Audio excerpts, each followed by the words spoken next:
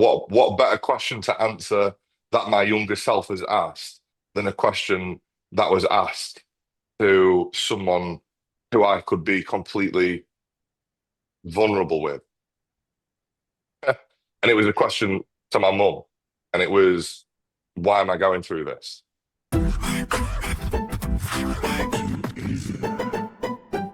Mr. Mirin Max, how are we doing? Thank you for coming on the podcast.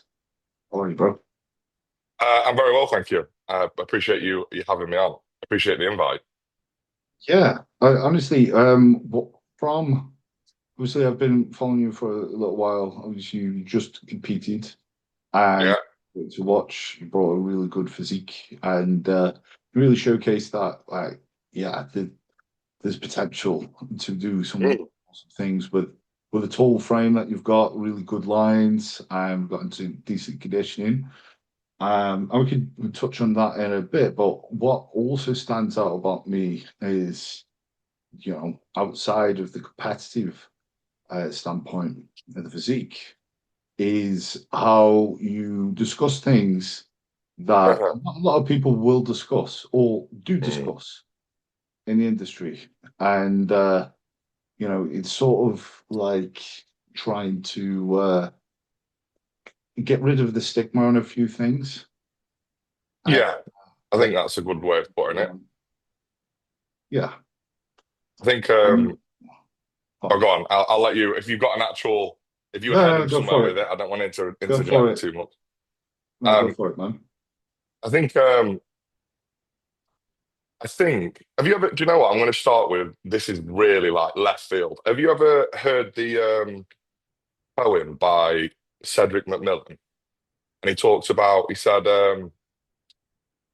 he said how much he loves bodybuilding. I can't remember, I won't recite the poem, but he talks about how much he loves the poem, and he says something in it. Uh, and he said, I love you so, and he's talking to bodybuilding. He's addressing bodybuilding. You know the one? Okay. Yeah, I do. And It gives me chills thinking about it, man. it's an absolute, I mean, obviously he's passed away now, but it's a beautiful poem. It's absolutely incredible. And he talks to bodybuilding. Um, Mm. and he says to it, uh, I love you. Why the fuck don't you love me too? And and do you know what, mate? Like, resonated with that so much. It just, I went through such a long period of time within bodybuilding. Like, I love this thing.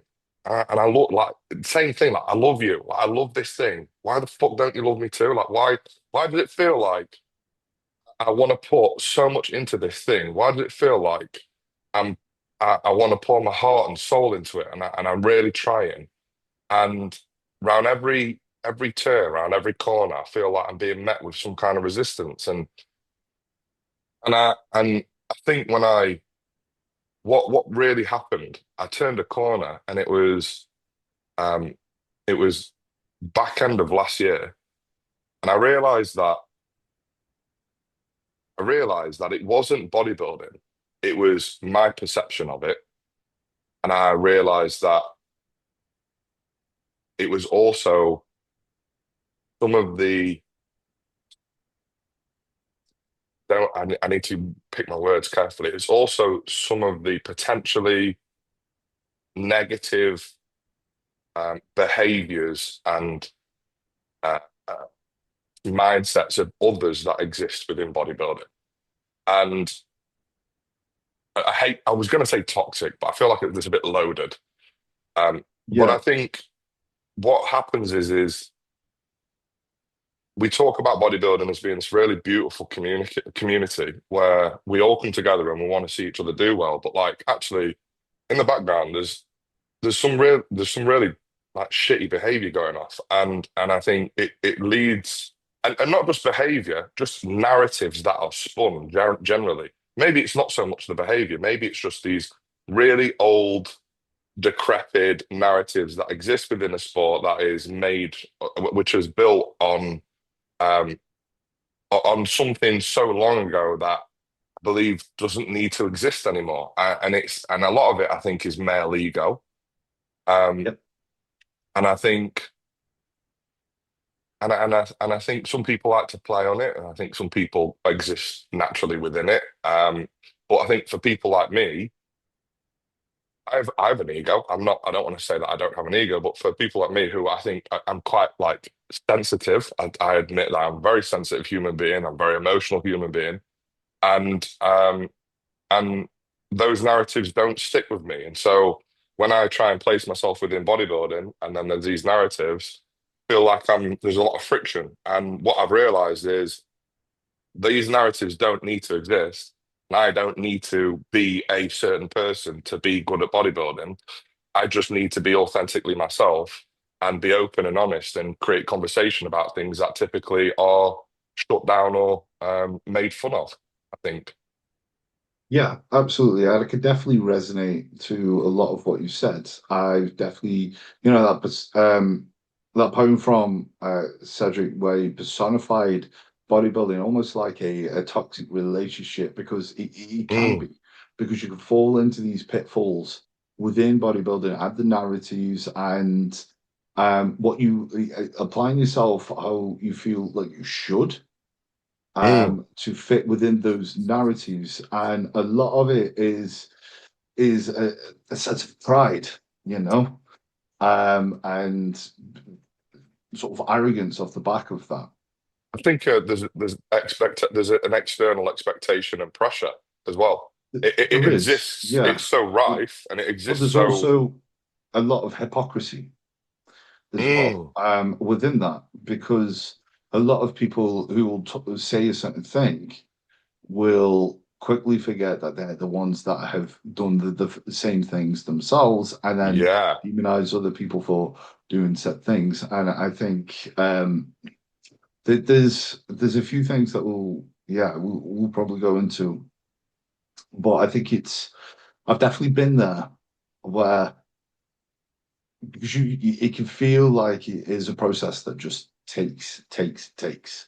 Mm, And you could just give, and you don't have much from it in return.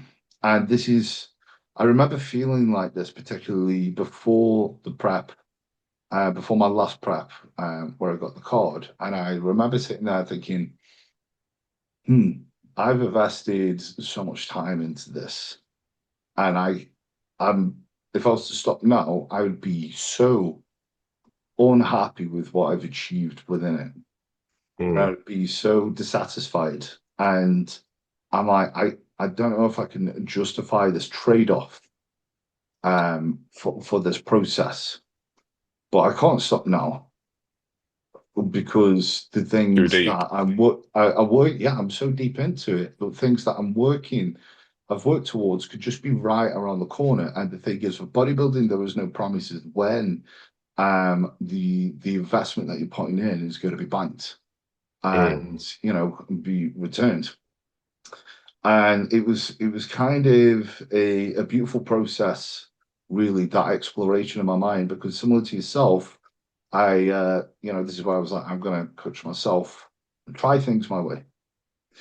Um, and I'm gonna try things different and approach bodybuilding differently and do the prep, but I also want to hold myself accountable so that I could be objective and go, it was almost like a spiritual thing that I was trying to do within this prep itself.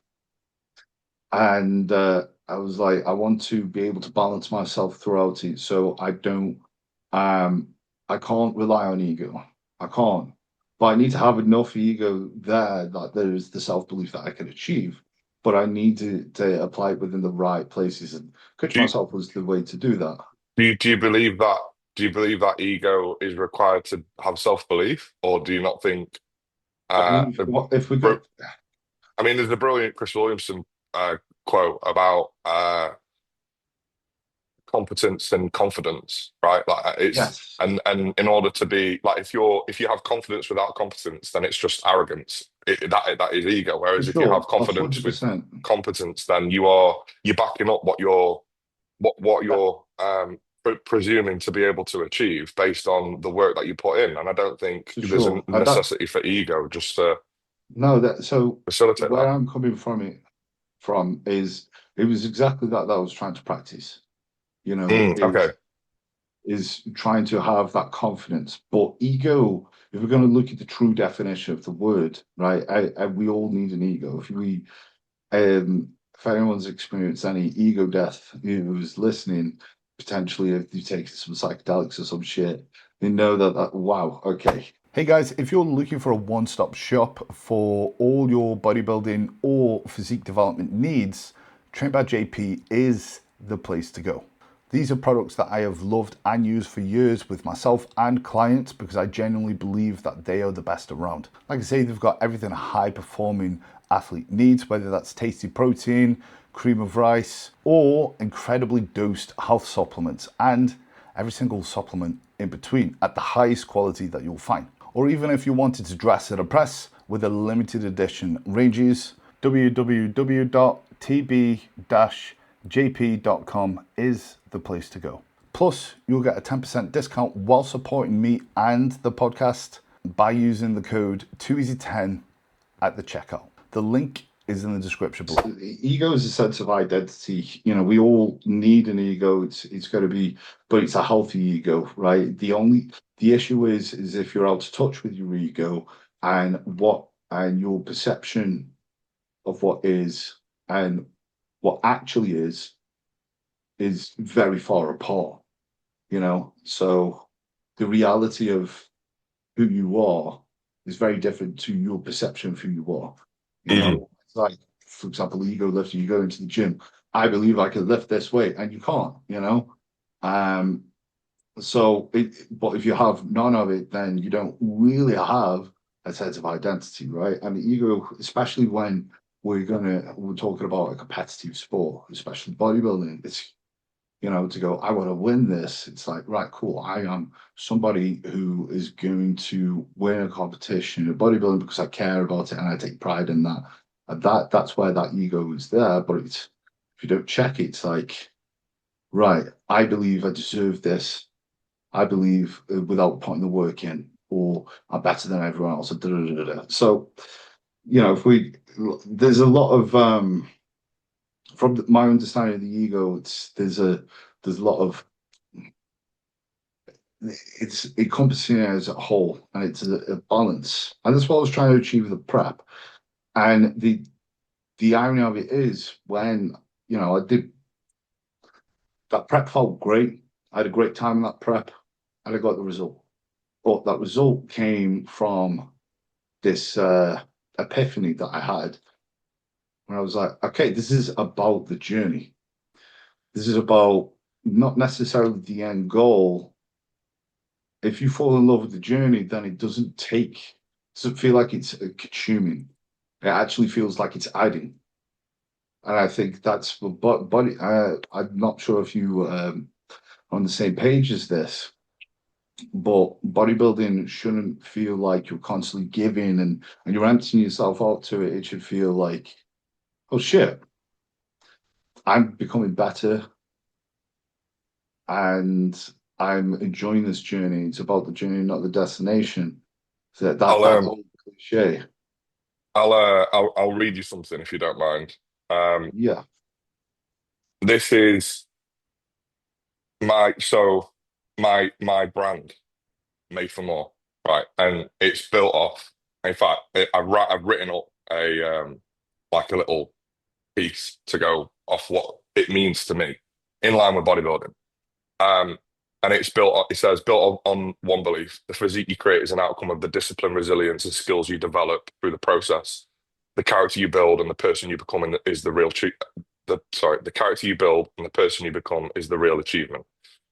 My belief with bodybuilding is frame it as if you frame it as something that is going to allow you to become someone who is skilled in many different ways, disciplined, understands how to work hard, organized, structured, um, is capable of applying themselves with a level of focus that most people can't apply themselves with. Consistent. These things are traits, skills, abilities that are very, very desirable. And when you look at bodybuilding and you go, uh, the result that I am after is the person I want to become in the pursuit of, not the not the accolade at the end of the journey.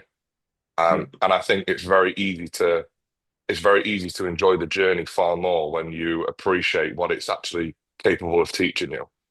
And that for me has been the biggest, like you, the biggest turning point for me within my bodybuilding enjoyment experience journey. It's been understanding that the process is is more a part of the growth that is truly desirable, which is those things that I've just named. You know, the discipline, yeah, the resilience, the consistency, the organization. You know, I look back at myself 10 years ago and I say, well, I go, right, was I capable of doing all of the things that I do now? Um, Even nearly. And it's not even close. And that is a result of solely bodybuilding. There is no other reason for it. Bodybuilding has taught me to micromanage things in my own mind, and be disciplined in ways that I was just completely incapable of prior to bodybuilding. In fact, you said something at the FitX talk. You said something, and it was I liked it because it was a question I'd recently had from someone else, and I'd sort of tried to explain it, but you did a very good job of putting it in your own words. And it was about how difficult bodybuilding can be with the number of boxes that you've got to tick. There's so much that needs to be done, and it can be very stressful. And it's something that I've always tried to elaborate on for a lot of people when entering bodybuilding is like it's very easy to quickly get overwhelmed by the number of boxes that you believe you have to tick. The problem for a lot of people is they try and do everything at once, become overwhelmed too quickly, and then they fail.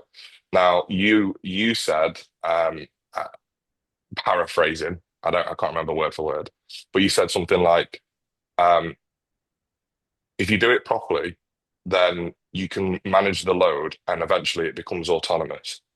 And yeah. it's when it becomes autonomous that it becomes stress free. And I really like that because it's like people look up to someone like me, even, or you, or let's not use a stupid example. Let's not say, the Samsons or the Kai Greens or the Phil Heaths or the whoever. Let's talk about like someone just somewhere, you know, slightly above or whatever, however you want to measure it, above like someone beginning bodybuilding, i.e. me or you, right? And you look at that person, you go, fucking hell, this person manages a business and they prep all of their meals and they do all their steps and they train hard and they log everything and they take all of these supplements and they do it by the every minute of the day and they take, the peptides and the drugs and they make sure that they're on bed on time. They never miss a beat and it's all fucking tick, tick, tick, tick, tick. Every box is ticked. How did they do it? Alongside managing relationships and friendships and everything else, being just a functioning human being that lives on their own amongst all of these other things that you do, right? There's this crazy amount of work that needs to be done. How the fuck do you not get stressed out by all of that? And you go, because it's taken me years and years and years of practice. I didn't start out trying to do it all at once. I had to build it up to this. And it doesn't stress me out because I'm so familiar with it that it's just second nature. Yes, absolutely. Because it's a skill that you are harnessing, and you will have to apply discipline. It's going to be more. You will have to be more conscientious when you're at the beginning.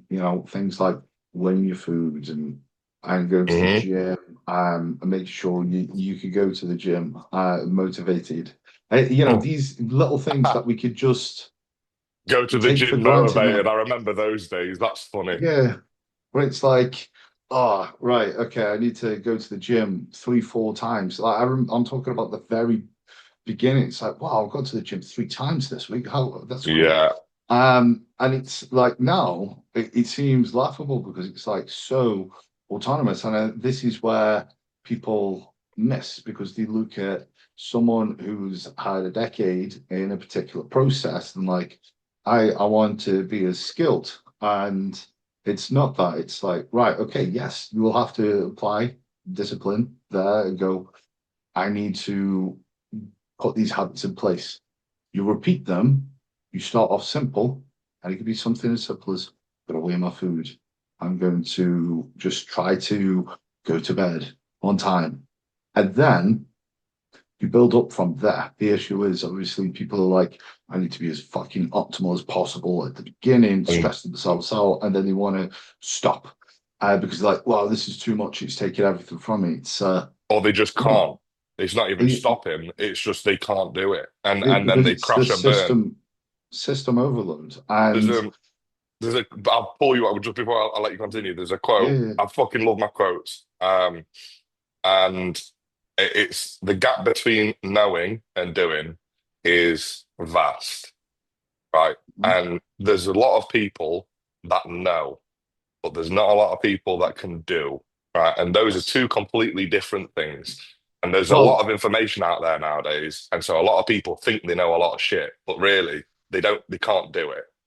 that's it's the issue with the conscientious mind where you're thinking and not executing. And it's great because you can have this really awesome plan, but it's execute. And this is where someone who perhaps isn't as thoughtful is just like, right, I'm just going to go to the gym and just eat shitloads of food. I remember when it was just that for me, just I'm going to go to the gym, train till I'm fucked up, and then go and eat high calories. Yeah. And I'm so glad I started off that way. And I didn't know any better because It's it fun. was, yeah, it was fun. I was chasing fun. And, going back to what you were saying earlier, when it's like, it's about the journey. Um, it's that quote of a man who loves walking will always walk further, right? So Mm, you start off, you have fun, you find a way that is fun for you to tick the boxes in a way that you like doing it. And then once that's become second nature, yeah, you can go a little bit more intricately. And then you can fucking eventually, once it's so autonomous, yeah, you can start weighing your fucking salt, and doing that yeah. shit.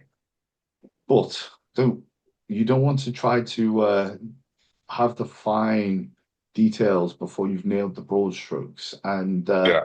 this is why someone who, and this is with anything in life, someone who just simply just fucking picks up the camera and talks is going to be a far better content creator than someone who's researched the algorithm and who's trying to get the perfect hook and blah blah blah. And it's like, oh, my captions and they're over editing. It's like, I can't sustain this. Someone who's just picking up the camera and going and just having a natter with it. Yeah, it's just doing. And this is why it's like it's great. It's great to be thoughtful and mindful, but also if that stops you from doing, then you're not going to get it. So it's like do first. And sometimes it is like do first and think later, you know? I'm a massive believer in that. I think most of the time the thinking should come after the doing most of the time. Mhm. Because it's the doing that teaches you, whether you get it right or wrong. It's the doing that teaches you. It's the thinking after the doing that allows you to learn. You Yeah, can't you and can't l learn your way out of a you can't learn your way out of an experience you've not had. You can only that's pre-planning. yeah, It's assumption. It's based on assumption. because how can you have how can you get to this point of bodybuilding where you're like, I'm now find a way that suits me, right? And this I found a narrative that I like, that I believe in, without going through a shitty point into it and experiencing that. This is where you understand your standards and you go, right, this is how I don't want to do it. I've lived that, I've experienced that. Okay, cool. I'm gonna I stay also away from that. I also think this is we've actually just touched on something which I believe uh, is a problem within modern day, not a problem, but a potential issue for people that are trying to get into bodybuilding in its current day is people like you and I. How old are you? I'm 29. Okay, yeah, so definitely around our age. So people like you and I, we got into bodybuilding and there was no social media. For me, certainly not at least. And it was, as you just said earlier, it's like I mean, I'm having ham sandwiches pre and post workout. Like I haven't got fucking, do you know, ham and jam sandwiches with half a pack of digestives. I'm just thinking, eat food and train hard and get big, and maybe one day I'll have a chest like Arnold. I fucking wish. But Yeah, it was like the focus for me was just do the things that I could do because all I knew was very little, and that was exciting. And so I didn't know fuck all, but I just thought, and that naivety allowed me to enjoy the little that I did know and actually apply it, which was go to the gym, train hard, and eat as much food as I could. Obviously, I got fat, but I also got a bit bigger, and I also got a bit stronger, and that was fun. yeah, And so it's like, right, okay, well, what do I need to do now? Do I need to train more? So I trained more, and I did get a bit stronger. Eat more, and then I diet because and it's like I'm finding my own way, and I think that's something that is lost within bodybuilding now is finding your own way. A lot of people will latch onto a bodybuilder that they found or an influencer that they aspire to be like, and they go, "Oh, that is the best way," and I'll copy that. And then they go and copy that, and they religiously, and they're trying to tick 100 of these boxes, as we've just mentioned, and it becomes largely unenjoyable, and they've never experienced what it is to think for themselves because they're just copying what someone else has told them is best or optimal. And and I think in doing so, you lose a part of that experience, which allows you to actually be a better bodybuilder because you're finding the things that you're finding the things that make bodybuilding what it is, which is it's the individualization of that experience. There's a reason why everybody at the top does something slightly different or a lot massively oh, different, whether it be through oh, training or 100%. food. Yeah. It's because they But go and that's the find their own fun. way. The fun is the trial and error of it, and it's learning, it's experimenting, it's testing these theories. It's like, kind of remember when it was very anecdotal based and not science based. Like Mm. when we were just beginning, it's like, fuck me. Dude, have you tried 21s? Yeah, man. You fucking, Yeah. yeah. Five It's by like, five. yeah, yeah, man. All let's try. You know, it's like, oh, yeah. If you do it like this, then you'll, yeah. And it's Yeah, like, yeah. and someone's just heard some shit, and it's great. How much do you think? A lot of it comes to play with being scared to fail and being scared to fail publicly, with people not wanting to think for themselves. Mm, I think I think that's a huge problem within bodybuilding, period, mate. And that's something that I stand firmly against. I think this idea of failure being something to be ashamed of or be negative or it is negative is absolutely fucking ludicrous. And to be quite frank, if anyone mocks someone who makes mistakes or fails in the pursuit of their own self-development and growth, I think those people are fucking cunts, to be honest. Like Yeah, the I only mean, way you can grow and develop as a person is by making mistakes and failing. And failure is a to part of success. It's the only path to success is it failing. is the only path to success. That is, you have Yes, to fucking fail. Like yes. Anyone who's there's no avoiding successful it. at anything has failed enough time to succeed. And I just think But imagine every time you fail, or no, imagine you encounter a level of resistance, and your fear is to not advance forward willingly into that resistance, into that challenge, is fear of being ridiculed by others when they see you fail, and then shaming yourself for that as well. Imagine if that's the thing that's holding you back, how fucking sad that is. yeah, yeah, Right, and it's it's so like, sad. And that can but be the bodybuilding industry at times. 100%, right? Because I mean, also like what people in that position need to think, it's like, why do you care about those people's opinions who are really judgy and who are fucking dickheads? Like, are you trying to oppress dickheads? But also, I think, Good point. uh, yeah, I think a lot of people, I think a lot of it is, on social media, all we're seeing is people criticizing each other. You shouldn't be doing it, like this is wrong, blah blah blah. People criticizing smart people, right? They go, Mm. no, you're wrong for doing. Da, da, da, da." I've seen Hadi Rambo being criticized, right? And it's like, God, I've posted stuff, and TikTok's the worst because Oh there's God. always a motherfucker that goes, no, wrong, blah blah blah, and they're just, the fucking clueless, Everything you're right? saying is irrelevant because you take gear. Yeah, All right yeah, then, mate. yeah. Yeah, sound. And I'm like, bro, I've been doing this long enough where I'm secure with the fact that I know what I'm doing is going to be right. That I'm not like completely naive to this, and I've tried and tested it, right? I've coached people, but people who are just getting into this, they're gonna be thinking, oh, well, this guy said this guy said this, and I posted that, and then so people criticize, but I've seen this guy post this, and then he got massively fucking trolled and shit, and he made a mistake, and you see this, and I think this is what's adding to people wanting to be so optimal from the Yeah, get-go. Because I just yeah, want mate, that is a very good to go point. wrong. I don't want to have room for error because, I see Hmm. people just get caught and then it stops them from doing. Well, I'll put something to you. So there's 2 points here. The first one is you mentioned about, why do you worry about what other people who don't matter or mean anything to you say? And I think my first point to that would be we're pack animals, well, not pack animals, but we're community based animals, right? We to survive we must exist within groups, and I think to feel like we've been cast out or shamed or to be mocked, it's biologically it's a fear of death, right? Like to For be sure. cast aside or 100%. Yeah. pushed away by a community is like, well, I'm Yeah. out on my own, right? I'm not in a niche. I'm vulnerable.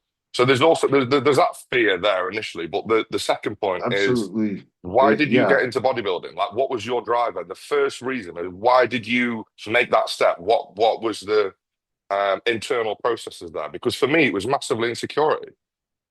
Yeah. Yeah. 100%. So to touch on that first point, yeah, absolutely.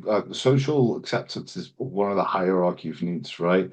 And being cast out, like as you say, there's like evolutionary science behind that because if you get cast out in a fucking tribe, you're out and you're gonna You're in die, trouble. Yeah. But this is where you've got to rationalize. It's like, whose opinions am I caring about, right? What are these valuable? Like, because the issue is with social media is there is an abundance. It's not a small tribe. There is an abundance. So there could be fucking thousands of random people you've never seen, and you've just had a glimpse, and they've just said some ignorant comment, and that's why it's like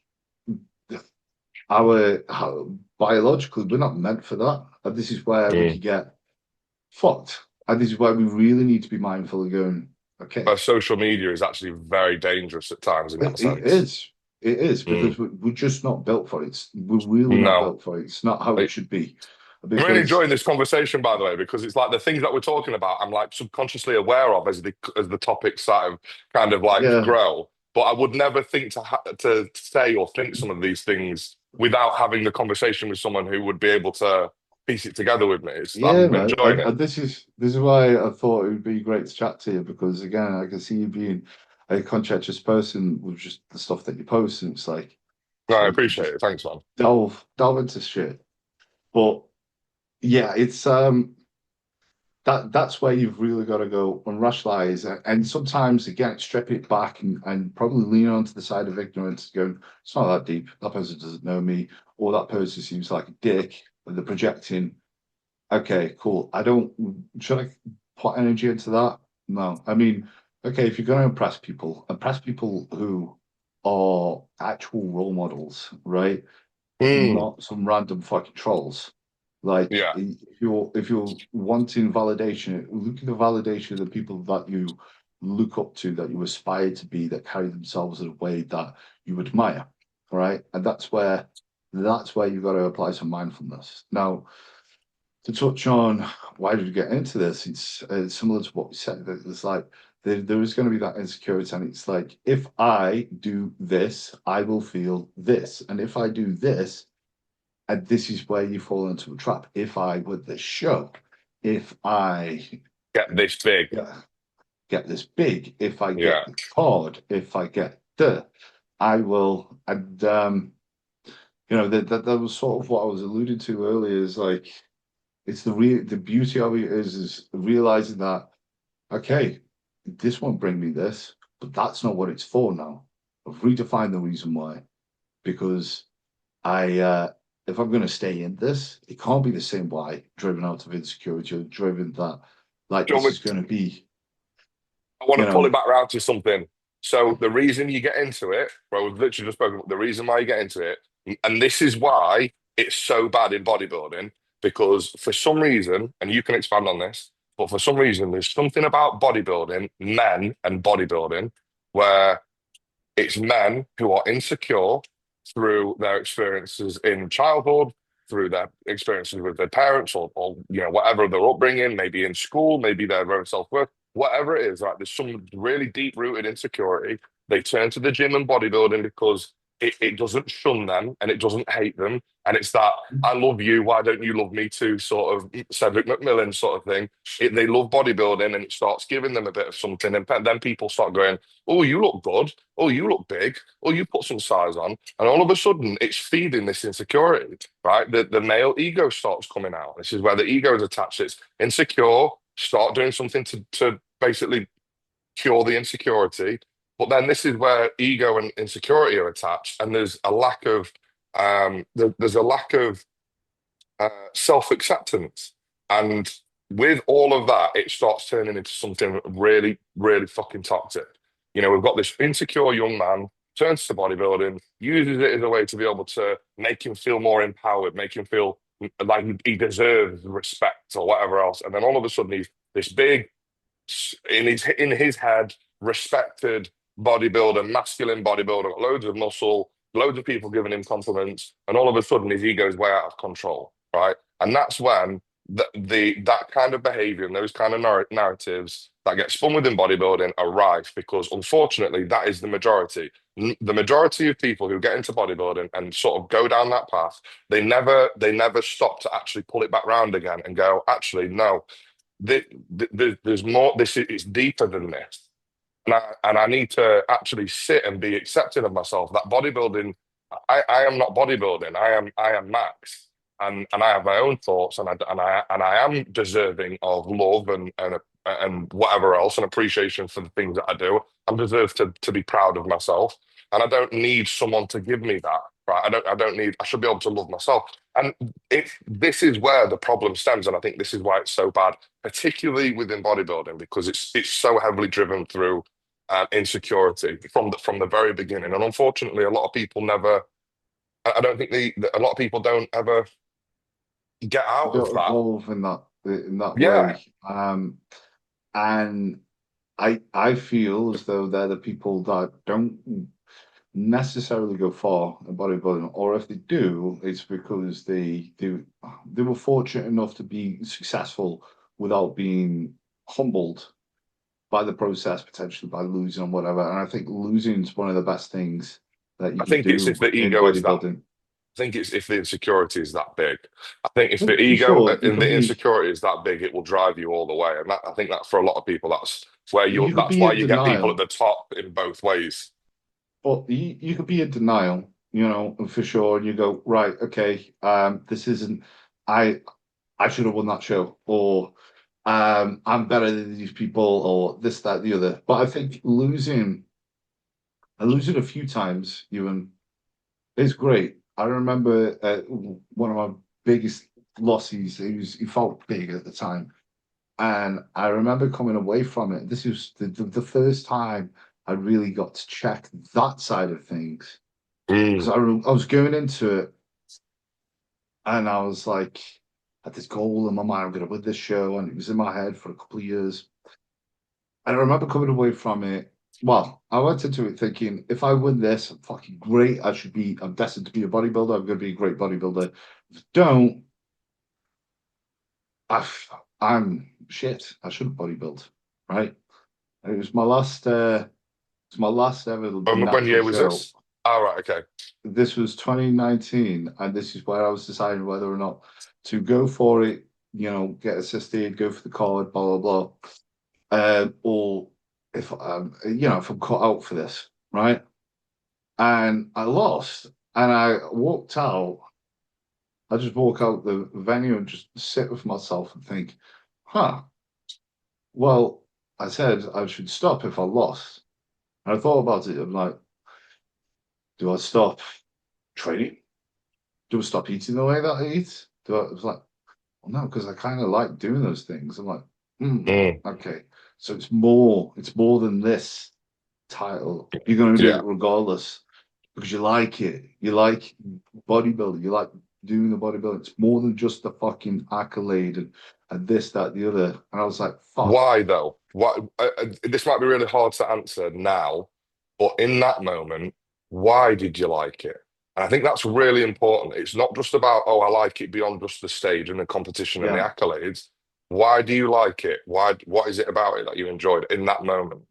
So in that moment, because I saw what I became to get to where I was, because I had that goal, like I say, in my mind for a couple of years, because I competed as a teenager.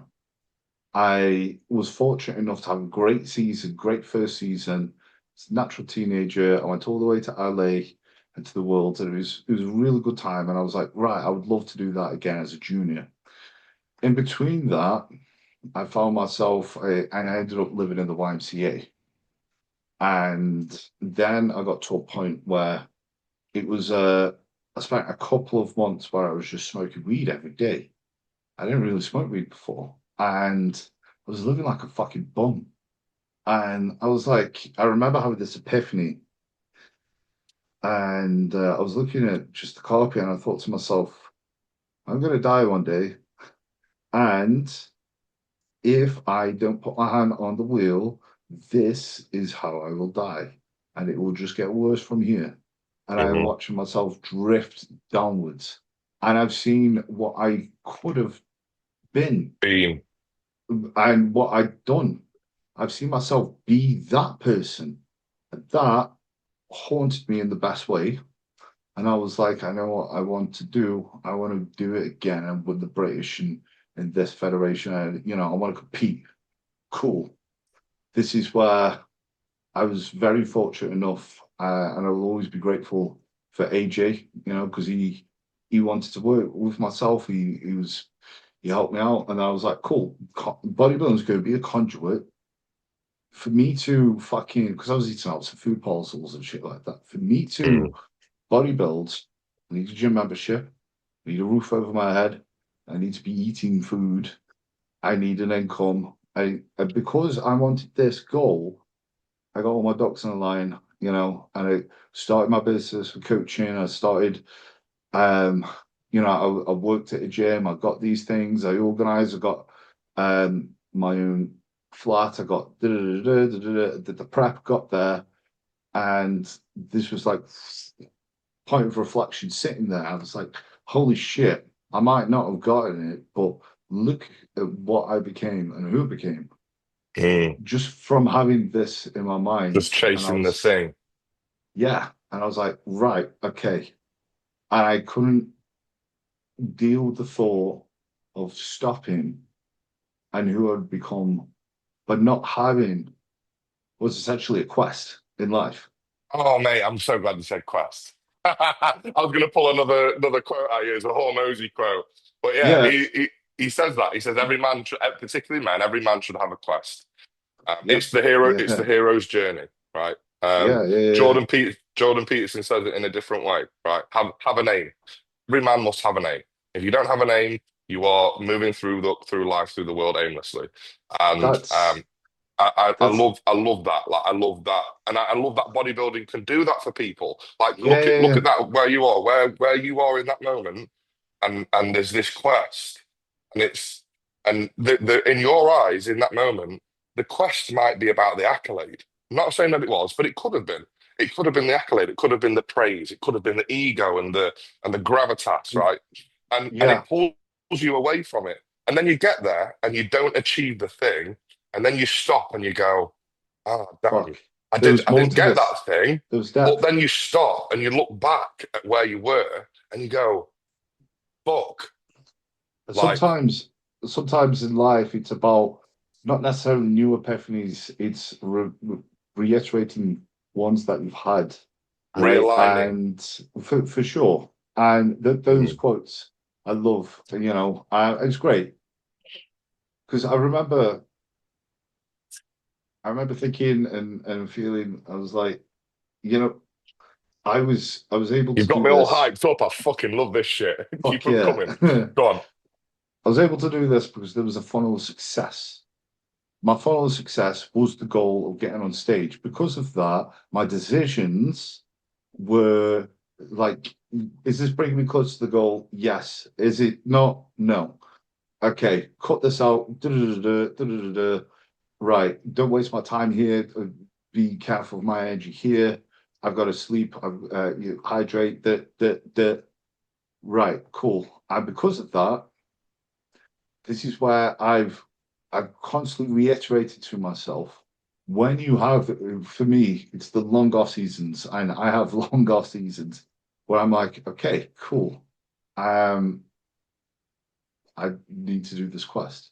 And this quest, not necessarily for the goal, it's because of who I'm becoming and who I need to Hmm. become to ensure this happens. And the more I level up within this process, the more on my shit I need to be. To be on my shit, my standards need to keep improving. And this is my best chance to achieve any sort of version of a higher self Yeah. to by having this quest because I could see and one of the quotes is that I love is there's no peace for a man who's seen what he can become because there isn't. Repeat that again for me. There is no peace for a man who has seen what he can become. I like that. Yeah, that's a good one. There's no peace for a man who has seen what he can become. That's fucking really, I really like that. And I agree. I feel like I've almost experienced that. Yeah, And I, because you see what you operate at, like and you're like, fuck, glimmers of these levels. of your potential. It's like, fuck, I can Mm, see that, and there isn't peace because you're going to be either haunted by the curse of trying to succeed with obtaining that potential and holding yeah. yourself to that standard, or you're going to be cursed knowing that you could have been fucking better and you know it. You know it. And you've got to just sit and try your best to deal with that. And that's grieving, you know? You're grieving what you could have been. The reason That, why I pull out a lot of quotes, by the way, is because when I hear them, I write them down. I'm going to write the one that you've just put down. But bro, it, there's another one in line with what you've just said there, which is another amazing it, quote, and it's every new level of success becomes the minimum level of acceptable performance. And I like yes. talking about this because I think it's often in line with prep scenarios. We often we often operate at a much higher level in a prep, right? And you go through that super cognitive function. But then we leave prep, the show is done. What happens? You put on a bit of weight, you're eating a bit more food, the goal at the end of the tunnel's disappeared, and all of a sudden, the level that you would know you are capable of operating at now becomes far more difficult to do purely because of the changes that have occurred post versus pre versus post prep. And all of a Yeah. sudden, there's a lot of it's like you're almost like scrambling at operating at that level. You're like, oh God, I can taste it. I can see who I can become if I just Yes. do this every day for the next 2 years. But you're like, Yes. it's unrealistic, and you're The, scrambling at that. the reason you can't attain it because you're in a place where you're so uncomfortable, you're actually fighting your body's instincts, right? Your body's like, eat, rest, just fucking don't be doing what you're doing now. And you have to get to a certain mentality where you're just making peace somewhat with the discomfort that you're feeling to Mm. move forwards. And you're not getting up and going, um, oh, I have to do this, even I have to stop eating this amount or eat less, and I have to accept that and I have to be okay with that and then repeat it. With the off season, you're in a place where you are naturally just going to be more comfortable, right? So you don't have that. And this is where Drive. Jordan Peterson talks about, like, people say they want things and they don't, they haven't got enough, they desire more from life, and it's like, fuck, we've got we can order anything to our house and we can fucking watch anything and we can do all these things, and it's like what they probably what people don't have is restraint. They're not restraining. It's when you find yourself in such a restraint and you see yourself constantly restrain and choose the hard path and overcome the immense amount of self-respect that you get from that is unreal. Um, there's like I've got fucking my notes full of quotes as well. Because I love that shit. Wow. I'll listen to fucking I'll listen to podcasts. I'll stop what I'm doing. I'll just write it down and shit. Um, there's a quote that I love. It's from Vincent van Gogh. There's two that I love. One of them is, if I'm worth anything later, I'm worth something now. For wheat is wheat, even if it's just grass at the beginning. Yeah, that's good. Yeah, that's really good. Yeah. It doesn't Um, matter. It doesn't matter. It doesn't matter how much value you can create in yourself, or how valuable you can become. Uh, the value lies in who you are now if you're capable of becoming that. yeah, yeah. So it doesn't matter if people are watching this and they're like, I don't look a certain way, or I my content doesn't get a certain amount of engagement, or whatever the fuck you're doing. It's like, cool. What do you aspire? Do you see yourself achieving great things? Um, Great, cool. You are worth that.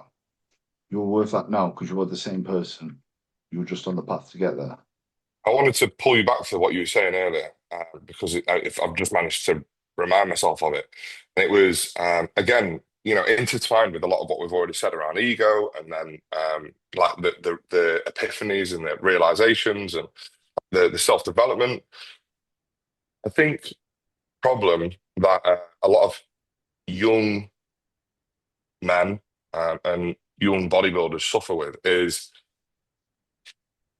we were talking earlier about the process of bodybuilding and who it's helped you become and develop into is the real prize. It's not the accolade, it's not the trophy, right? Not the first place. It's the person you are evolving into. However, I feel like, and this is where I will concede my point, actually, this is probably the first time I've ever thought about this, is it's very difficult for a young lad, young man, or whatever, someone new to bodybuilding, it's very difficult for them to be able to see who they are capable of becoming and what that looks and feels like, and then using that as a way to chase progress. Because if I went up to the 18-year-old version of me and I said to 18-year-old me, I went, in 5 years, you can be disciplined, you can be consistent, you can be really hardworking, you can be setting incredible standards and examples for others and yourself.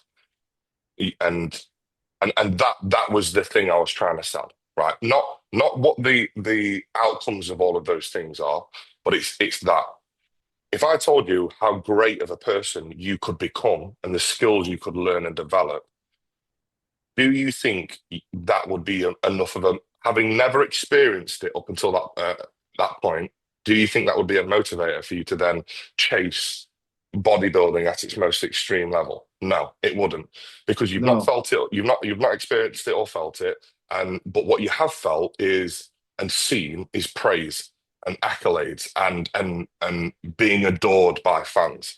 And so it's like, that's what I really want. As a yeah, as a young adult, you're like, I want to be praised. I want to win. I want a people to a know hundred me. percent, 100%. This is where it is important to have a goal, right? And that goal is your funnel of success, and that will you will naturally going to be, if you are serious about that goal, you're naturally going to become the person who attains that goal because you'll find yourself hold yourself to the standards, right? And you're like, holy shit! And this is why we can look back in retrospect. It's like I did become this Mm. because Because now I you've lived wanted. it. Yeah, you've lived it, and I wanted that, but because quite often, and this is just seems to be human nature, we idolize success, but we don't look at the cost, right? And I believe, it would help if we did. Or, And I or or think, is it not a perception of what success is? Like, because my well, version of success isn't winning an Olympia. My version of success is my I don't look at I don't look at Phil Heath and go, I want that kind of success. I look at Chris Bumstead and I go, that's the kind of success I want. And it's not because he's won Olympias. no, It's because of the kindness and the yes, introspective thought and the impact that he's had on the people that have watched him over the years. Right? Like 100%. that's my So, version of success. which is great. And success is very subjective, and you're going to develop to that level of, when you're thinking, more intricately about, as we say, the characteristics of success of someone who's successful. It's like, right, that person's successful because of them. Quite often, we could start off looking at the more materialistic things or Mm, face value, where it's like the status, the job, well, yeah, the income, the whatever yeah, whatever it is, right? And we will often go, that would be great. We're missing out on the work. It's like a lot of people want Elon Musk's money, but they don't want to be in his head no. because, or live his life. He's still sleeping on the floors and shit. They want the money, but they do. If they actually knew, felt what it was to pay the price, they would probably feel very different. But even so, that Chris Bumstead example, right? For him to be that person, he's probably had to do to go through some shit, right? Mm, The other side, and have an immense amount of self-work to go through that. And I was fortunate enough to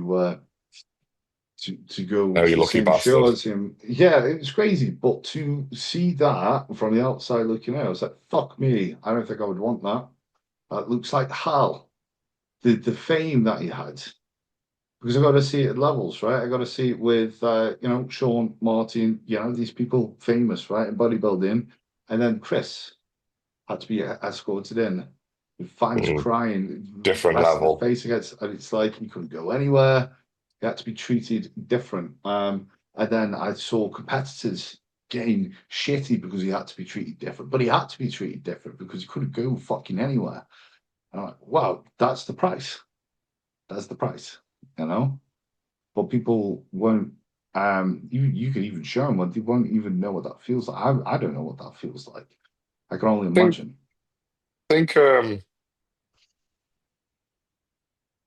think when you are truly aligned with what it is that you that brings you meaning, I think there's very little that you aren't prepared to sacrifice to in the pursuit of that meaning. And think there's many different kinds of motivation. There's push motivation and there's pull motivation, and you push is you've got to force it. You've got not necessarily force it, but you've kind of got to impress it upon yourself. It's got to you've got to kind of use it yourself to drive you forward. But then I think pull motivation it comes from something way more meaningful. It's without limit. And I think Chris, I don't want to speak for fucking Chris Bumstead, but with the way that he's conducted himself and with the way that he's handled himself over the years, some of the things that he said in podcasts, I believe that there's I believe that pull motivation comes from service. Feel like it's for the greater good. And I believe that Chris does a lot of what he does and has done a lot of what he has done in pursuit of the greater good in service of others, not just his own selfish goals. And I think that makes, and I think, and I think actually that his own personal goals. Do you know what, mate? I'm saying this and I'm realizing I don't want anyone to think that I'm being that there's any ego attached to it. I just feel like there's a lot of it feels everything I'm saying feels very familiar. And I'll sort of tag it over to myself in a way in a minute. But I feel like Chris had bodybuilding and the pursuit of Olympias. It was a vehicle for him to be able to not only serve himself and his own selfish goals. I don't think they're selfish goals, but I think he was able to combine that alongside his other way more meaningful goals alongside the service of others to reach people, to impact people in a positive way, Yeah, to yeah, impact like loved ones and friends and family. And I think he's very much that person. And I resonate with that because now more than ever, because my purpose, my meaning, my pull motivation comes from um comes from uh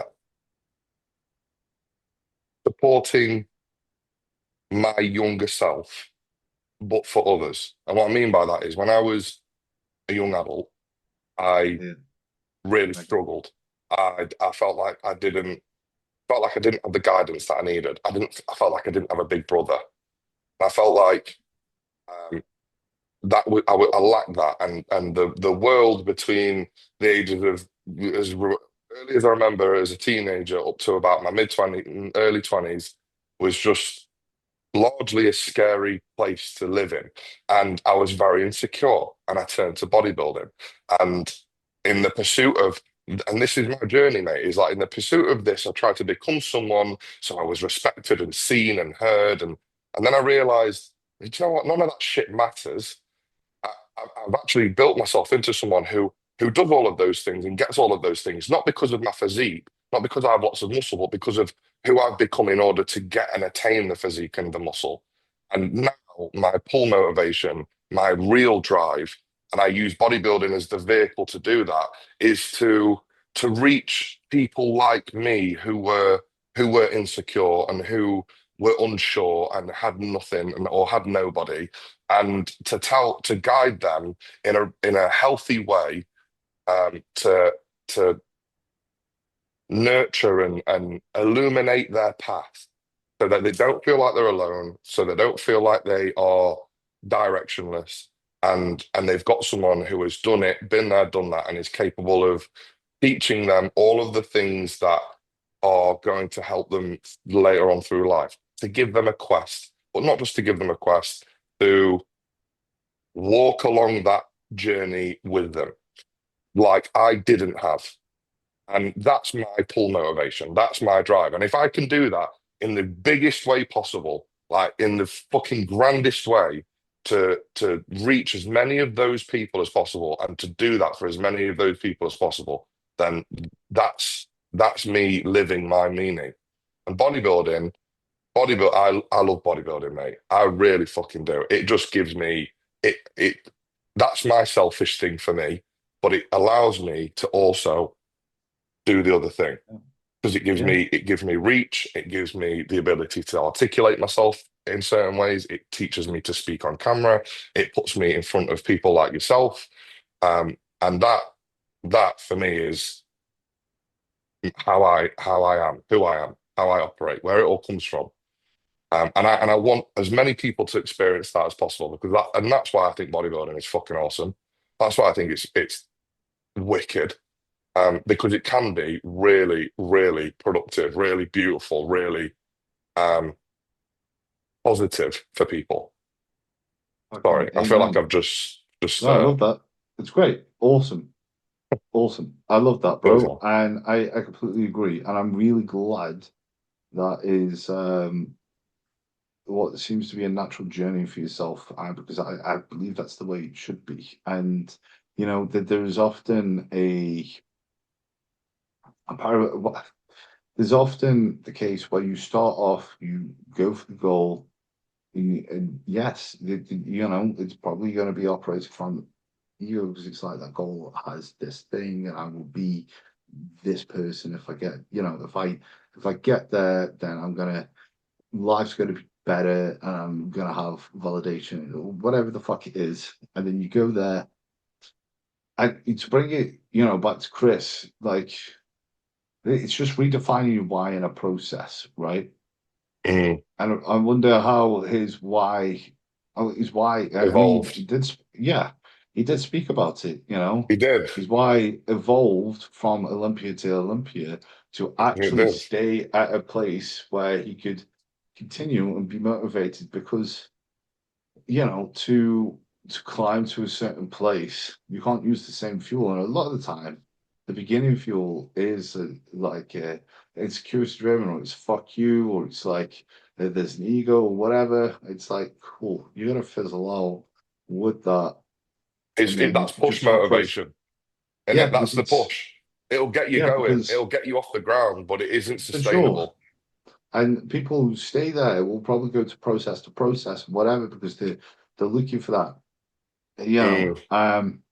short-term gratification potentially. And I think that's why he stopped as well, because he realized that bodybuilding no longer served. He couldn't find another meaning that aligned with Yeah, bodybuilding. He couldn't find the because he thing that was going completed to it. drive him. Yeah. In He completed his it, and definition of what that looked like was completed.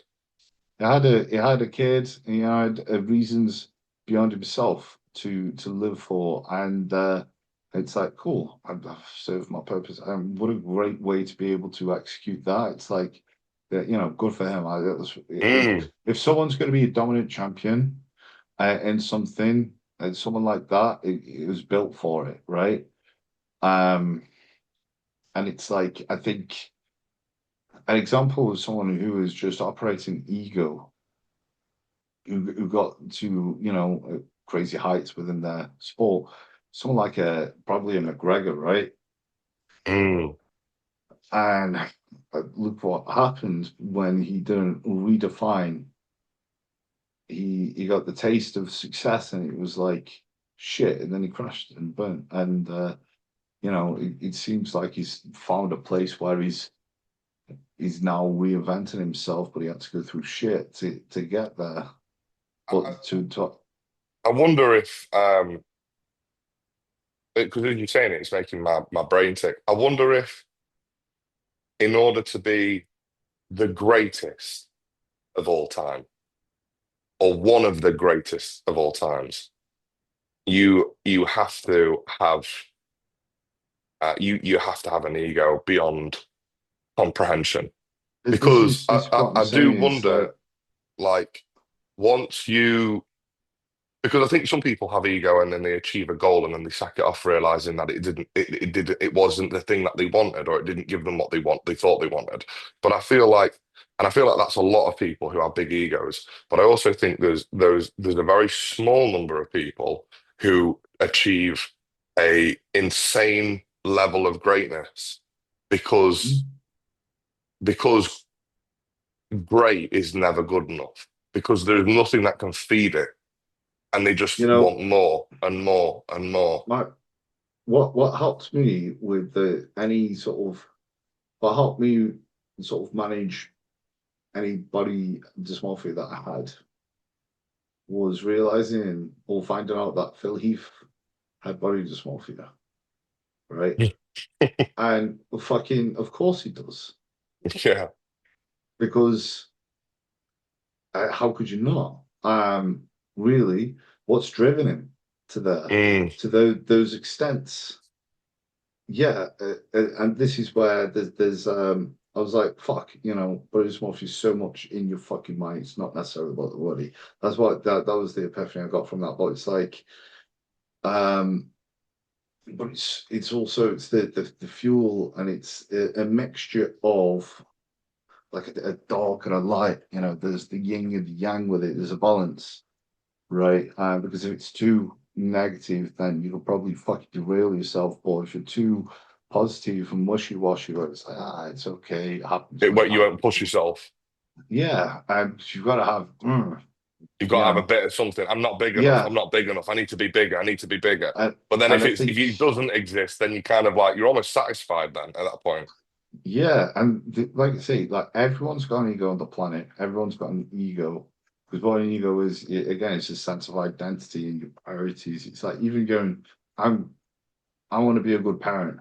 Like be a sense of ego. You take pride in doing things that a good parent is. I believe myself to be a good parent, and I don't want to do things that a bad parent would do. Right? It's that, but it's the issue is again if it's unfucking checked, and I think the greater the goal is when you're trying to achieve greatness, you've got to have a stronger sense of self-belief. Because if you take like this bottle, for example, inside is self-belief, right? To stop the external pressure from closing you in, self-belief's got to be there, right? Um, that's the paradox that people walk and trying to balance that because it's hard. It's hard. I think it is, mate. I think finding that the mix between um, the mix between again going back to confidence and competence, the mix between confidence, that belief um, versus complacency. Um, I think sometimes you can get to a point where you're so. I think we both know people within close proximity to us within the bodybuilding industry that are certainly not as good as they could be because they believe they're a lot better than they actually are. And 100%. Yeah. a lot of that is complacency. The ego, the confidence is way beyond the competence. It's Yeah. that again, walking that line is, you've got to have some confidence to be able to drive you forward, but not too much to see you Yeah. falter. It's like I can be good, I can be great, but I also can be better, you know. Yeah.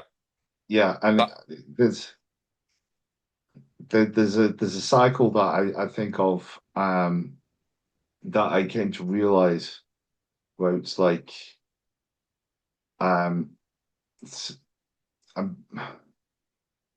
ambition is needed for success, and success brings complacency, and complacency kills ambition. Yeah. No, that's I like that. That's true. Very true. Yeah. Ambition, success, complacency.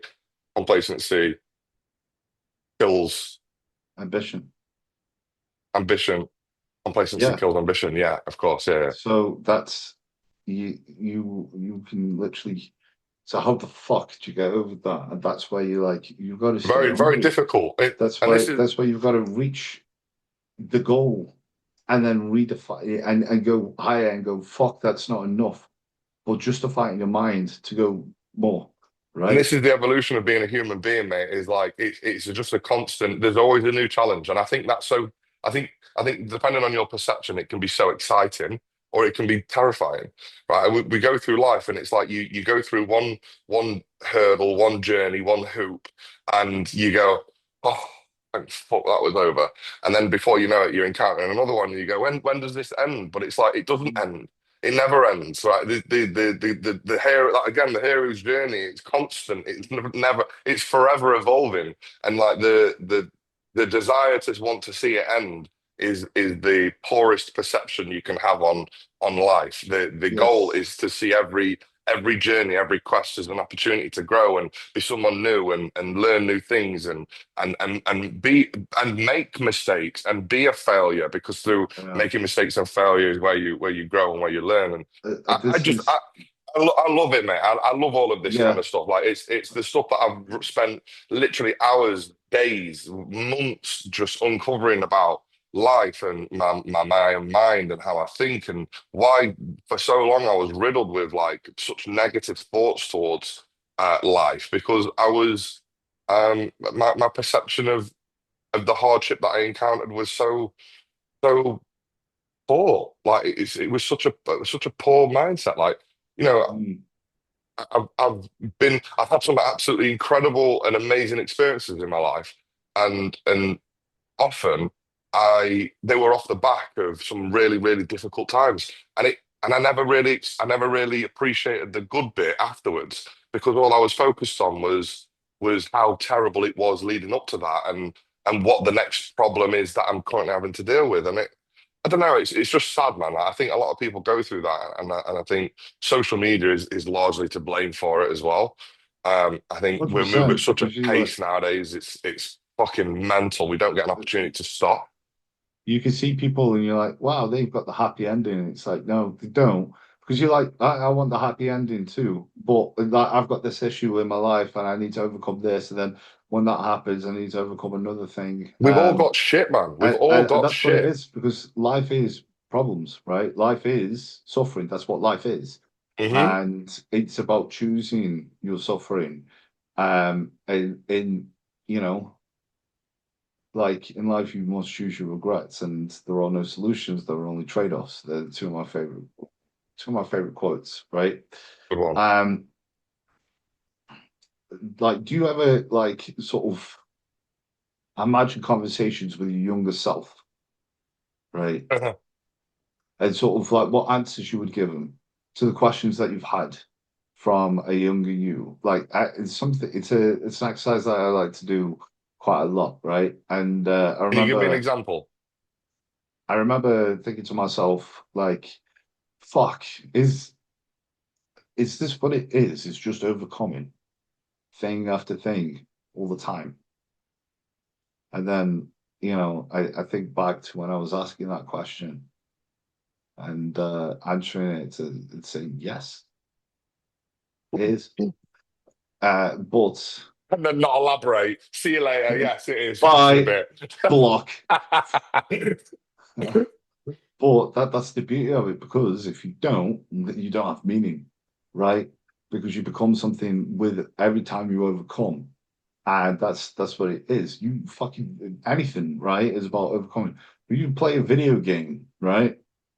You select a difficulty because you want to be challenged. And you want to Hmm. fucking get to the end of it, right? That's human nature.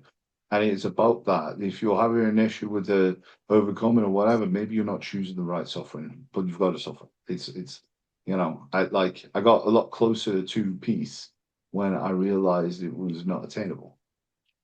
You know, it's not something you just grasp and you really live in eternally. It's Yeah, not. it's And when you chase it, fleeting. if you're chasing something, there's the negative reinforcement. It's like, I'm constantly, to constantly say I'm after peace is to say that you're not at peace all to Yeah, yourself all the that's a good time. point. Yeah, Yeah. it's a law. It's an opposite law. You're constantly telling yourself why people get body dysmorphia going into bodybuilding, because you tell yourself, I need to be bigger, I need to be big, I want to get big. You're telling yourself you're small. Self-fulfilling. Yeah, you're telling yourself you're small at the same time, because you're like, I'm not big enough, I need to get bigger. If I could just get bigger, da, da, da, da. You're constantly telling yourself you're small. It's like if a girl says, I am wants to be pretty, she's calling herself ugly, and it doesn't matter how many times someone tells her she's pretty. If She's her like, goal of wanting to be pretty, if her yeah, goal is to want to be pretty, then it's automatically assuming she's not. yes, Mm. yeah, No, exactly. that's a very I good just point. and It's got to come, it's got to be internal, hasn't it? Like she's got to want to believe she's beautiful, and that doesn't have to come from she's got it. necessarily a photo or a mirror image. She just needs to believe that she like the belief needs to be that she's a beautiful human being, regardless. Whatever beauty standard she's trying to hold herself to. And it's like, This well, is if you can genuinely hold that belief, then you feel it and you become it because that's the belief you hold, and you're not chasing something that you're not. Um, then you become complacent, because I'm gonna success get brings some water. One complacency. second. Yeah, man. So So to answer your question, um, have I ever had that conversation with myself? yeah, have you ever Mm. just go back I, and spoke to a younger you, maybe going into bodybuilding or whatever it may be?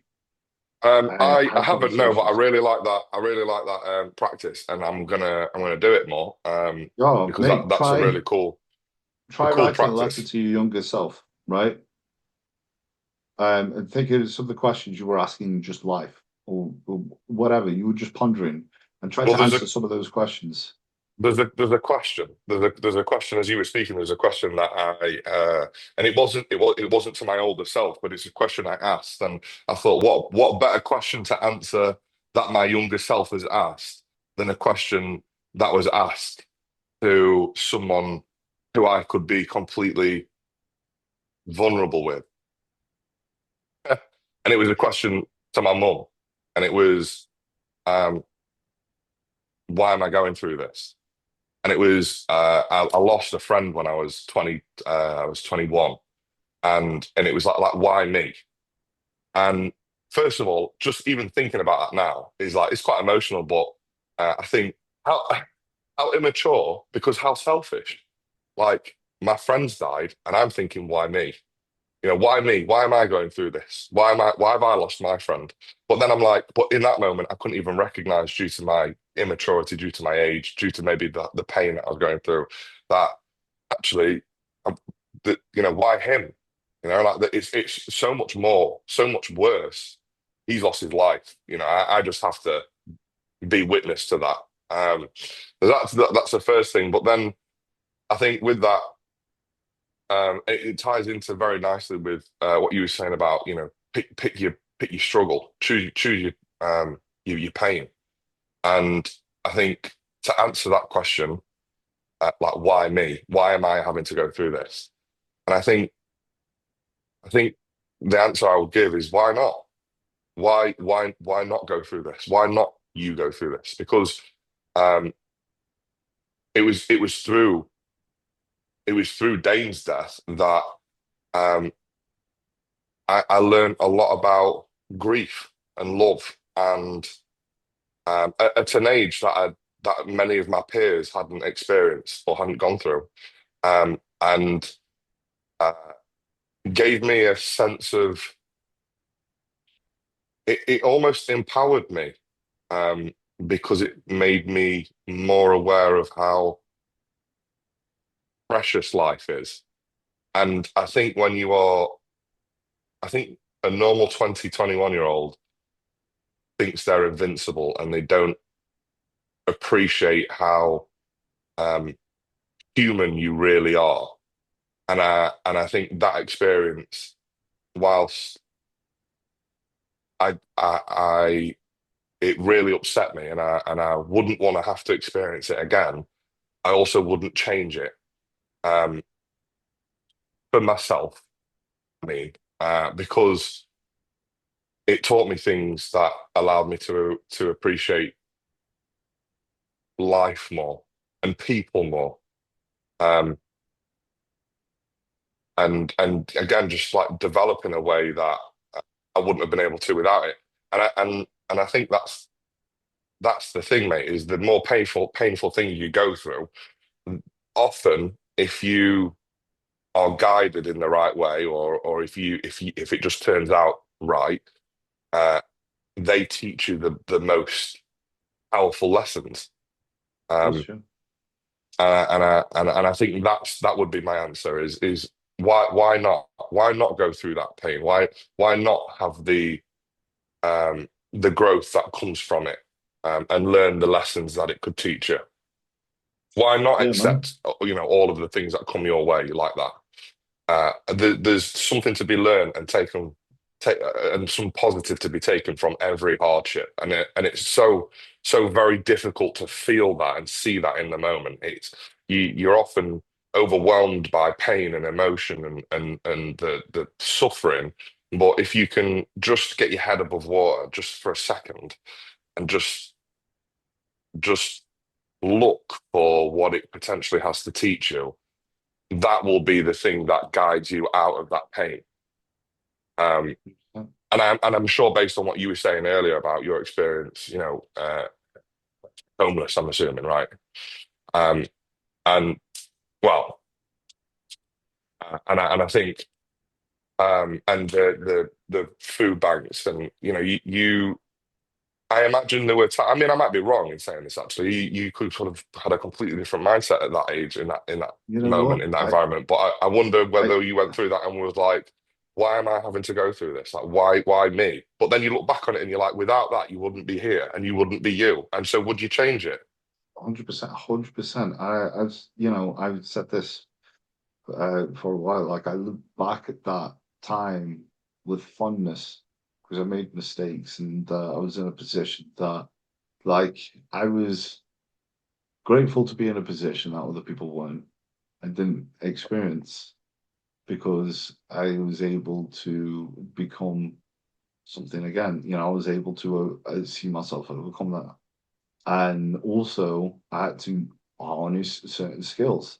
I was like, fuck, some people, I feel for people who don't have um, big problems in their lives, which sounds crazy to say, but they're not being equipped with skills to have in life to handle things, right? And you can go through, some people are just floating through life and go with the flow of life, right? And then that really taught me to put the hand on the wheel and like, have some agency to go, right, okay, Mm, I need to sort my shit out. I need to climb up from here.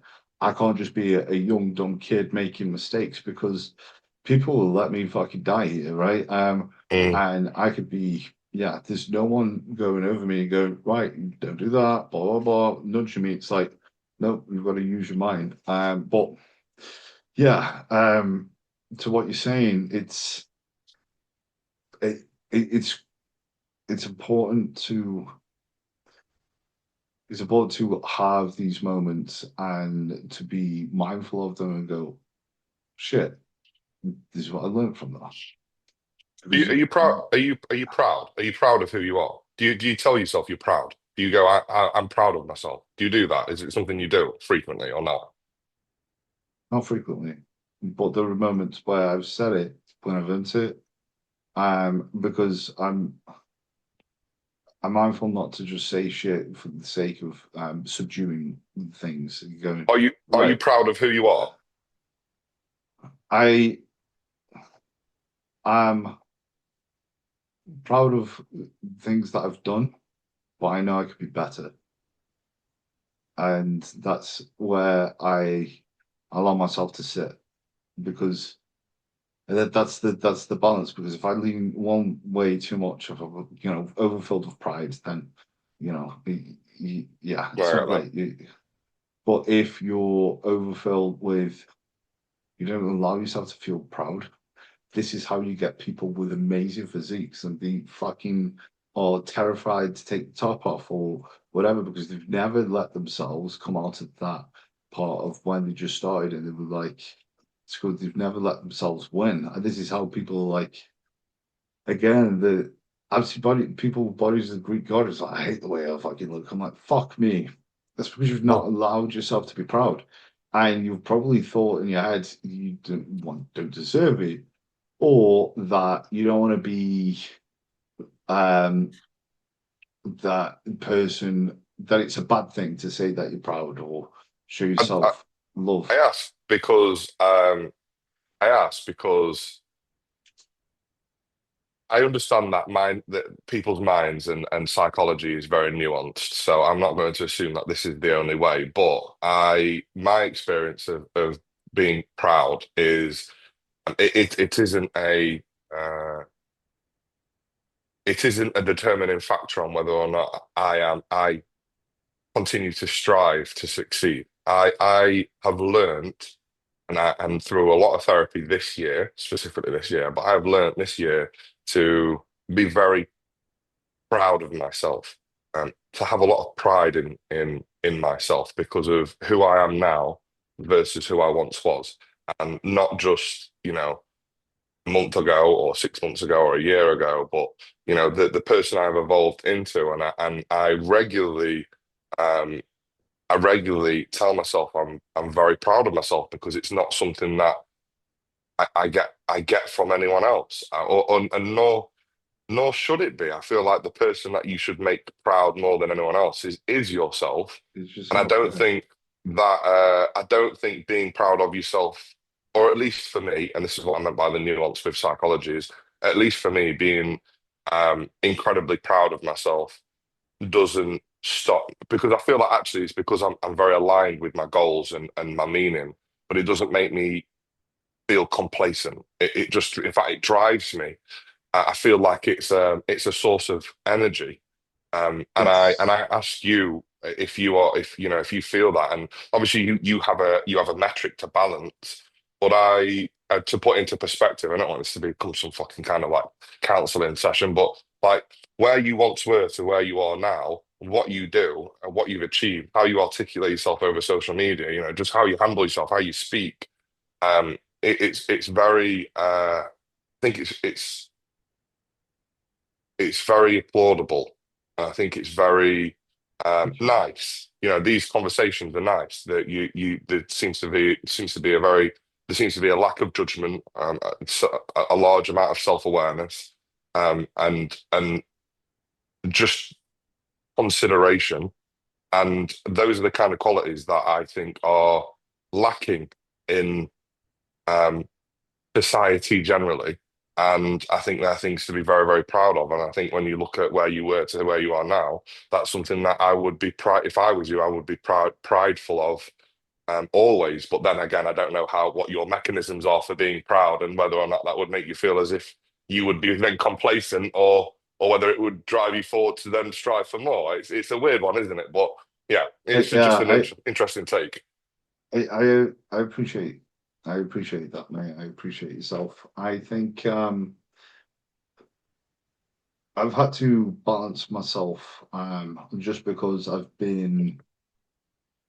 had to guide myself, right? I had to sort of parent myself, I had to do a lot of so it's being able to be um holding myself accountable and going, right, okay, telling myself off when I need to, but it's also trying to balance that with praise, right?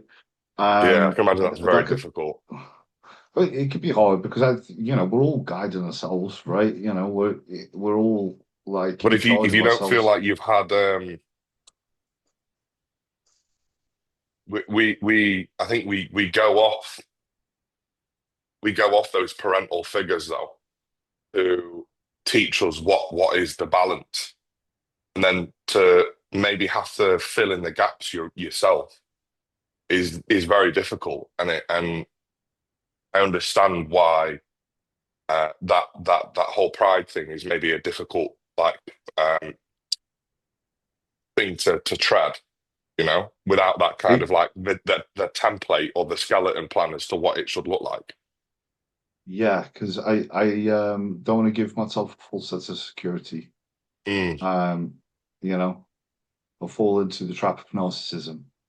Um, is something that I'm conscious of, but I also don't want to bully myself, right? I've beat had the yourself up. conversations. Yeah.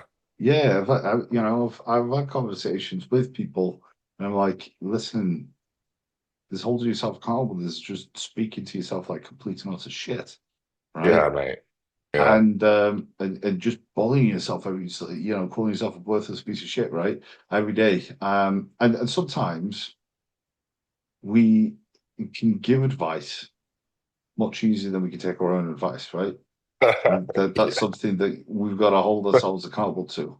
And I Yeah. recognize you are very much right. It's important, and I probably need to do more of this, right? Where a lot of people are probably in the same boat where they need to recognize not just the visible wins, but the invisible wins, Yeah. right? 100%. The shit that people can't see. It's like, fuck, remember that time ago when you were struggling with anxiety and now you're not. Like people wouldn't know that, but like fuck, yeah, you've overcome that and you struggled with such and such, or you know, it could be something so small, right? And if you allow yourself to feel proud of that, then you're going to be winning a lot more in life, I will, and your life's going to feel meaningful. if you don't mind, I'm going to finish on one more point because I think we've been at this like nearly an hour and 45, is it? An hour and a half? Yeah, we're closing into your bedtime. Woohoo! Fuck off. You're not supposed to tell Yeah. everyone that. Yeah, I'll finish on a point which was which I think is also very relevant, which it was.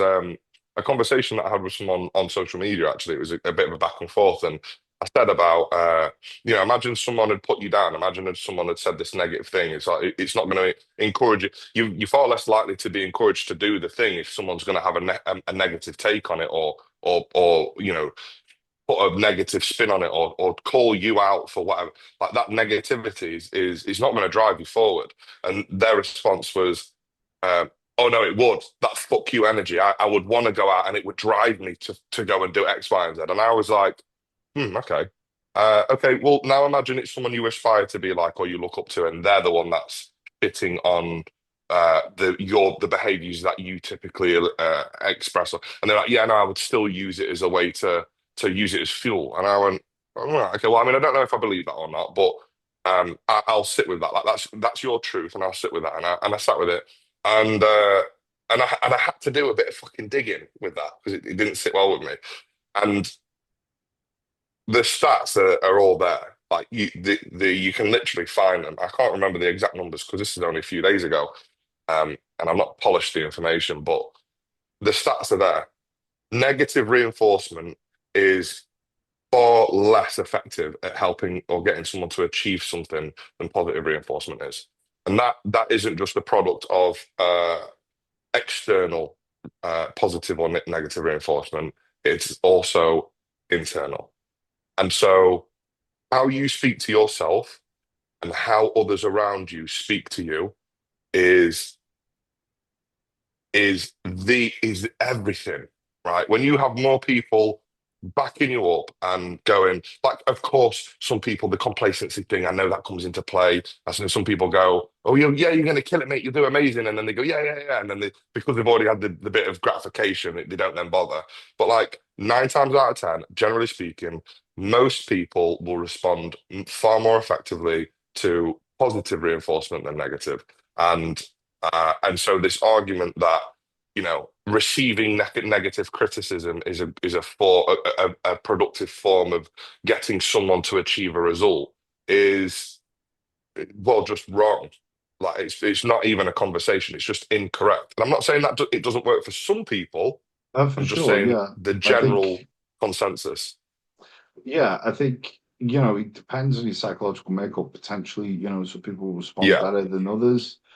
And there could be different things that contribute to that, with how they brought up, blah, blah, blah. yeah, Um, but I think it's hard to believe that you're worth something if you're telling yourself you're worth nothing, right? And to actually go for things, you don't want to kill. You can because you can kill your ambition by saying you're not even fucking capable of having it, mm. and bullying yourself to that. And I think there's it, when you're using things like rage and the anger or whatever, yeah, it can be powerful, but it's like gasoline, it's short bit of fuel. And I I also think, don't think it's very pure either. Like it's tainted. It comes at a cost. You yeah, can't because you say rage and like and again like beating yourself up like that comes at a cost. for You don't sure, yeah, remain who you are at your core when you treat yourself like that. because think about like maybe you achieve the goal, but like, are you okay at the end Yeah, of it? Like, and I think if you were to sustain something in a somewhat healthy nature, you've got to balance yourself a bit, and this is where you've got to be really conscious of energy and the negative energy that you take in. And it's not like, oh, you have no negative energy, because there is such a thing as toxic positivity, but too much. yeah.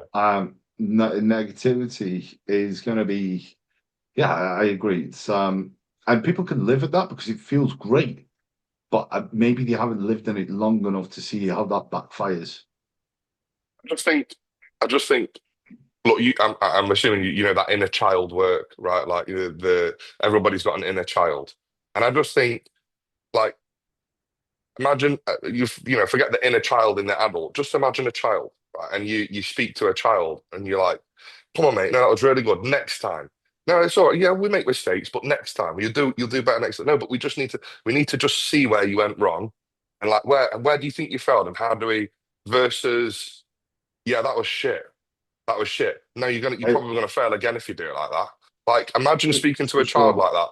99 out of 100 kids are gonna respond very, very well to that positive. Yeah, think about who they grow up to be. It's like when I've because I would say like I've self-therapized quite a lot, right? And when I've done that, it's like having a conversation with With someone, yourself. Oh, with myself like that. It's like having a sort of almost like an out of body experience, like boom, and you're more conscious of that because, like you say, instead oh, of it just is with yourself then. You just imagine you speaking to someone else, but yeah, it's because when you. I'm thinking or whatever, or I'm writing or whatever, it's being able to go and put myself in a position where I can actually listen to myself, be objective with that, and have a conversation and go, right, this Yeah, is this, and don't you spiral it. No, you shouldn't really be speaking like that. That's self-sabotage and blah blah blah blah. And so you can actually catch yourself at the yeah, yeah. present, and Raises go, awareness to whoa, those thoughts and stuff. yeah, it's great for self-awareness. And I had something where it was like, imagine when you were born, you were given this thing, this person to look after, right? And you've got to make sure that they were okay, that they were fed, that we were, and you just had to look after them as you go through life. And imagine how you would treat them and how you would put them first and blah blah. And then imagine that is yourself really, and notice how different your mindset is I was just with. about to say, the way that you're describing that then, I was just thinking, oh, I've got a little baby that I've got to look after. This little person. I'm like, all right, yeah, of course, I'm going to keep it. Obviously, I'm going to keep it safe and nobody's ever going to get near it and it's going to be protected. And then you go, right, okay, the baby's you. And you go, yeah. Yeah, So you yeah, go, because you'd be like, all right, you, fucking hell, less because sympathy. if you know that if you know that thing, if you know that kid or the baby or whatever that other person you've got to do something for. It's like, right, I best do this thing Yeah, now. But if it's sometimes for yourself, it's like, doesn't whatever. matter. Yeah. It's cool. Yeah, I'll miss out on that thing. Maybe yeah. And this It's is weird how your how. mindset completely changes when Yeah. again, and that's the self-perception thing, isn't it? It's like, and maybe that's something I need to work on because I'm like, throw the baby away. Yeah, fuck that. So, all right, looks like me. Fuck off. You can do better. Then no, Oh no. man, Max, it's been an absolute pleasure. Chatting Pleasure's to you, all mate. mine, mate. Genuinely enjoyed it. It was I don't know what I was expecting, but I don't think I was expecting this, and I fucking really enjoyed it, mate. Very Yeah, me too, mate. Me it too. I knew opened it up was going to things be. that I would never otherwise. It's weird because I know that I have a lot of these internal thoughts, but I would never actually bring them to consciousness without being able to bounce off someone who's capable of, well, bouncing off Yeah, of. yeah. This is one of the reasons why I started this podcast is so I can have conversations like Meaningful this, and we can just conversations. 100%. Mm, I love that. So I appreciate you joining me for this one, mate. It's been incredible. I have really enjoyed it. It's been thank you. insightful, and I think a lot of people will find that insightful too, and I hope will so. love this. I think so. But if not, I appreciate it, like I say, It was a good and chat. yeah, Worst case scenario. 100%, mate. 100%, mate. I forgot to record it. I'm just kidding. Yeah, so yeah, I appreciate it, mate. I'll let you shoot off and get ready to settle down. And Stop telling everyone my bedtime's at fucking 7 o'clock. Right. well, I didn't say that. For all they know, we could be recorded at midnight. Oh yeah, shit. They don't know the time. You just outed yourself. All right, Hmm. brother. Take care. Mate, it was an absolute pleasure. Thank you for having me, and I'm sure I'll speak to you. I'll see you around. Before you go, where can people find you? Mirin Max Instagram is my Instagram. No, Mirin dot Max is my Instagram handle. Same again with YouTube. Classic physique, amateur bodybuilder, online coach, made for more, YouTube, Instagram, sponsored by people. I'm not going to say any names or give you my code because I feel like it'd be overlaying Jack a little bit there. But is that good Hey, enough? do it, Will man. that do? It's so, yeah, whatever you want to give out, brother. That'll Follow up, do. guys. I'm happy with that. Appreciate you, mate. I'll catch you in a bit. Most love. Speak to you later.